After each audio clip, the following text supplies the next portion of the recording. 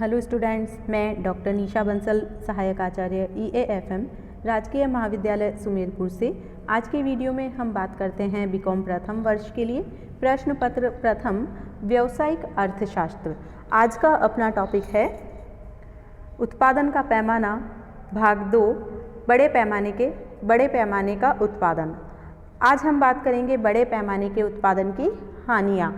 बड़े पैमाने का उत्पादन क्या होता है, बड़े पैमाने के उत्पादन से क्या क्या लाभ प्राप्त होते हैं, इस बारे में हमने विगत वीडियो में बात की थी। आज का अपना टॉपिक रहेगा इसी के इर्द गिर्द बड़े पैमाने के उत्पादन की हानियाँ। तो आइए कंटिन्यू रखते हुए इसी टॉपिक को, बड़े पैमाने के उत्पादन की क्या क्या हानियाँ होती है। देखिए, बड़े पैमाने के उत्पादन से जहाँ उत्पादकों को, श्रमिकों को या उपभोक्ताओं को अनेक प्रकार के लाभ प्राप्त होते हैं, वहीं इस बड़े पैमाने के उत्पादन की कुछ हानियाँ भी सामने आती हैं। तो वो कौन सी हानियाँ हैं? सबसे पहले देखिए, एकाधिकार को प्रोत्साहन, एनकरेजमेंट टू मोनोपोली। देखिए, बड़े पैमाने पर उत्पादन करने के कारण जब लार्ज स्केल पर प्रोडक्शन किया जाता है तो जनरली उद्योगों का स्थानीयकरण हो जाता है। इसके कारण जब उद्योगों का स्थानीयकरण होता है, बड़ी मात्रा में श्रमिक लगाए जाते हैं उद्योग में, तो उत्पादन संघ, प्रन्यास, समूह, कार्टेल, श्रम संघ ऐसी समस्याएं जन्म ले लेती है। तो जब कार्टेल या समूह जैसी जिनका समूह या कार्टेल का निर्माण हो जाता है, समूह या कार्टेल क्या होता है? देखिए, जब कुछ उत्पादक मिलकर अपना एक समूह या संघ बना लेते हैं तो उसे कहते हैं कार्टेल। और जब इस प्रकार से कुछ उत्पादक एकत्रित होकर अपना समूह बना लेते हैं तो उत्पादन और विक्रय की नीतियां वो स्वयं निर्धारित करते हैं। अपने ग्रुप में वो निर्धारित कर लेते हैं संघ के अंतर्गत कि किसी वस्तु की कीमत कितनी रहेगी, उससे कम वो नहीं करेंगे। तो ऐसी सिचुएशन में उपभोक्ताओं का शोषण होने लगता है। तो ये समूह और कार्टेल जैसी जो व्यवस्थाएं हैं, ये उपभोक्ताओं के शोषण को प्रोत्साहित करती है और छोटे पैमाने पर उत्पादन करने वाले उत्पादकों को इससे हानि उठानी पड़ती है और अर्थव्यवस्था में एकाधिकारी गतिविधियों को प्रोत्साहन मिलता है, एकाधिकार की स्थापना होती है। तो इस प्रकार से बड़े पैमाने के उत्पादन की सबसे बड़ी हानि है एकाधिकार को इसके कारण प्रोत्साहन मिलता है। नेक्स्ट देखिए, धन का असमान वितरण, अनइक्वल डिस्ट्रीब्यूशन ऑफ वेल्थ। बड़े पैमाने के उत्पादन के कारण राष्ट्रीय जो धन है वो कुछ उद्योगपतियों के हाथों में केंद्रित हो जाता है और शेष पब्लिक को, यानी कि धन का वितरण उद्योगपति या पूंजीपतियों की तरफ होने लगता है। तो इससे समाज में दो वर्ग उत्पन्न हो जाते हैं, धनी और निर्धन वर्ग। इसका प्रभाव ये होता है कि आर्थिक विषमता बहुत तेजी से बढ़ने लगती है, अमीर और अमीर होने लगते हैं, गरीब और गरीब होने लगते हैं, गरीबों के मध्य तनाव बढ़ता है। इसके कारण वर्ग संघर्ष की समस्याएं उत्पन्न होने लगती है और धीरे धीरे ये समस्याएं बहुत ही जटिल गंभीर परिस्थिति का रूप धारण कर लेती है। तो ये एक अर्थव्यवस्था के लिए बहुत ही टिपिकल सिचुएशन सामने आती है। नेक्स्ट देखिए, लघु एवं कुटीर उद्योगों का पतन, decline of cottage and small scale industries. देखिए, जब बड़े पैमाने पर उत्पादन किया जाता है तो उसमें आधुनिक मशीनों और यंत्रों का उपयोग किया जाता है। तो जब आधुनिक मशीनें और यंत्र का उपयोग किया जाएगा, लार्ज स्केल पर रॉ मटेरियल खरीदा जाएगा, तो इसका प्रभाव ये पड़ता है कि इनके द्वारा निर्मित वस्तुएं भी सस्ती होती है और बड़े पैमाने के उत्पादन के अंतर्गत इनकी वस्तुएं सस्ती होने के कारण उपभोक्ताओं में इन वस्तुओं की मांग बढ़ जाती है, जिसके कारण लघु और कुटीर उद्योगों की वस्तुएं इनकी प्रतिस्पर्धा में टिक नहीं पाती। चूँकि लघु और कुटीर उद्योग छोटे पैमाने पर उत्पादन कार्य करते हैं, छोटे पैमाने पर कच्चा माल खरीदते हैं, पुरानी तकनीक और पुरानी मशीनों का यूज करते हैं। तो इसका प्रभाव ये पड़ता है कि लघु और कुटीर उद्योगों को द्वारा निर्मित वस्तुओं की कीमतें कम होती है, लागत उनकी ज़्यादा होती है, तो कीमतें भी उनकी ज़्यादा होती है। तो इसके कारण वो प्रतिस्पर्धा में टिक नहीं पाते और धीरे धीरे लघु और कुटीर उद्योग उनका पतन होने लगता है, अर्थव्यवस्था में वो टिक ही नहीं पाते, बंद हो जाते हैं।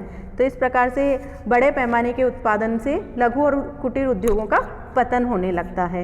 नेक्स्ट पॉइंट देखिए, श्रम विभाजन एवं विशिष्टीकरण की हानियाँ, disadvantage of division of labour. बड़े पैमाने के उत्पादन के अंतर्गत श्रम विभाजन और विशिष्टीकरण का जनरली उपयोग किया जाता है। तो और साथ ही मशीनों का प्रयोग बहुत अधिक मात्रा में किया जाने लगता है। तो इसका क्या प्रभाव पड़ता है? एक ही प्रकार का कार्य जब चूँकि श्रम विभाजन और विशिष्टीकरण के अंतर्गत श्रमिकों को एक ही प्रकार का कार्य दिया जाता है। तो जब एक ही प्रकार का कार्य कोई श्रमिक काफ़ी लंबे समय तक करता है तो उनमें नीरसता उत्पन्न होने लगती है, उनकी कार्य क्षमता और गतिशीलता में कमी उत्पन्न होने लगती है। चूँकि ये नीरसता और एक ही एक काम करने के कारण उनकी कार्य क्षमता घटने लगती है, उनकी गतिशीलता में कमी होने लगती है, उत्तरदायित्व की भावना में कमी होने लगती है, स्त्रियों और बच्चों का शोषण होता है, बेरोजगारी और श्रमिकों के व्यक्तित्व का पूर्ण विकास नहीं हो पाता।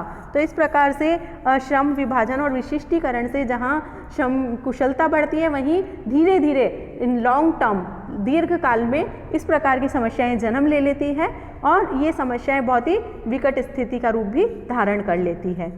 नेक्स्ट देखिए, व्यक्तिगत रुचियों की अवहेलना, neglect of individual taste and preferences.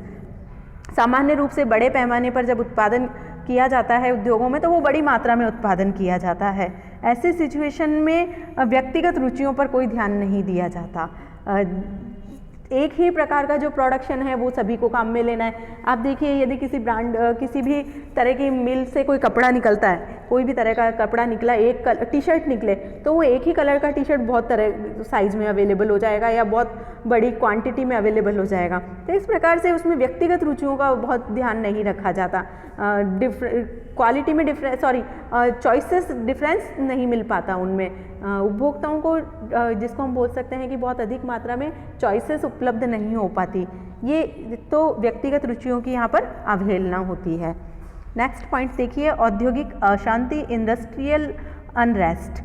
बड़े पैमाने के उत्पादन में श्रमिकों की संख्या अधिक होने के कारण उद्योगपतियों और श्रमिकों में आपसी संपर्क कम हो जाता है और एक दूसरे के बारे में पूर्ण रूप से अनभिज्ञ हो जाते हैं। ऐसी सिचुएशन में औद्योगिक विवाद बढ़ते हैं, वर्ग संघर्ष बढ़ जाता है, हड़ताल, तालाबंदी, तोड़फोड़ जैसी घटनाएं उत्पन्न होने लगती है। तो इस प्रकार से औद्योगिक अशांति का वातावरण निर्मित हो जाता है जो एक व्यवसाय की प्रगति के लिए बहुत ज़्यादा हानिकारक है। ऐसी सिचुएशन में उत्पादन कार्य ठप हो जाता है, पूर्ण क्षमता से उत्पादन नहीं हो पाता। नेक्स्ट पॉइंट देखिए, राजनीतिक भ्रष्टाचार, पॉलिटिकल करप्शन। देखिए, बड़े पैमाने के उत्पादन से आर्थिक शक्ति का केंद्रीयकरण समाज के कुछ व्यक्तियों के हाथों में हो जाता है। ऐसे व्यक्ति अपने जो उनके अथाह भंडार हैं धन के, उनके माध्यम से सरकारी अधिकारी और राजनीतिज्ञों से गैर कानूनी काम करवाते हैं और अपना जिसको बोलते हैं अपना मनोरथ की संतुष्टि करते हैं, जिसको गैर कानूनी लाभ प्राप्त करते हैं इस प्रकार के काम से, जिससे समाज में राजनीतिक भ्रष्टाचार बढ़ता है और गैर कानूनी कार्यों की मात्रा में भी वृद्धि होती है। नेक्स्ट देखिए, अंतर्राष्ट्रीय तनाव, इंटरनेशनल टेंशन। जब बड़े उद्योगों को अपने अतिरिक्त माल, चूँकि बड़े उद्योगों में बहुत लार्ज स्केल पर वृहद स्तर पर जो प्रोडक्शन होता है उसे बेचने के लिए बाजार की आवश्यकता होती है और जब स्थानीय बाजार में उसकी मांग और पूर्ति संतुष्टि हो जाती है, ऐसी सिचुएशन में जो एक्सेस प्रोडक्शन है उसको बेचने के लिए अंतर्राष्ट्रीय बाजार की आवश्यकता होती है। विदेशी बाजारों पर निर्भरता बढ़ जाती है। विदेशों में उन्हें अन्य उत्पादकों से प्रतियोगिता का सामना करना पड़ता है, जिससे संघर्ष उत्पन्न होता है। इस प्रकार से कभी कभी ये संघर्ष बहुत अधिक विकट रूप धारण कर लेता है, राजनीतिक रूप धारण कर लेता है। साथ ही जो सरकारें हैं, जब इस प्रकार से जो संघर्ष के वातावरण है वो सरकारी वैमनस्यों को बढ़ा देता है। सरकारी स्तर पर यदि इस प्रकार का जो तनाव है उसका इफेक्ट पड़े तो सरकारों के मध्य भी तनाव बढ़ता है और देशों में युद्ध की स्थिति भी उपस्थित हो जाती है। अब देखिए, चाइना और अमेरिका के मध्य जो व्यापार संबंधी वार है, ये सब यही परिस्थितियाँ हैं जो अपने माल को खपाने के लिए ये सारा कार्य करते हैं। लार्ज स्केल पर जो चाइना द्वारा प्रोडक्शन किया जाता है उसको बेचने के लिए चाइना लगातार इस प्रकार की गतिविधियां करता है ताकि अन्य देशों में वो अपने माल को खपा सके। तो ये अंतर्राष्ट्रीय तनाव को जन्म देने की सिचुएशन उपस्थित हो जाती है यहाँ पर। नेक्स्ट पॉइंट देखिए, कारखाना प्रणाली के दोष। कारखाना प्रणाली के क्या क्या दोष हैं?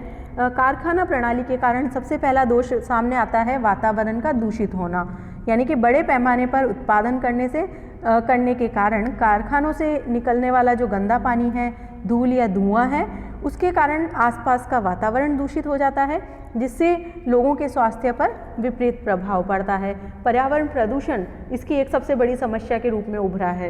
ये जो कारखाना प्रणाली है उसके कारण पर्यावरण प्रदूषण की समस्या बहुत ही विकट रूप में उपस्थित हुई है। आप देखिए लॉकडाउन के दौरान जब कारखाने बंद थे उस समय पर यदि हम दिल्ली एनसीआर की बात करें तो वहाँ पर जो पर्यावरण प्रदूषण है उसकी मात्रा बहुत कम हो चुकी थी लॉकडाउन के दौरान, क्योंकि उद्योग धंधे बंद थे तो उनके द्वारा फैलाए जाने वाला जो जहर था वो हमारे पर्यावरण को प्रदूषित नहीं कर पाया। तो पूरे ही देश का पर्यावरण उस समय बहुत ही स्वच्छ हो चुका था। ये सबसे ये एक बहुत बड़ा हमारे सामने साक्ष्य है जो प्रस्तुत करता है कि वास्तव में कारखाने के द्वारा जो निकलने वाले दूषित पदार्थ हैं वो संपूर्ण पर्यावरण को बहुत बड़ी मात्रा में प्रदूषित करते हैं।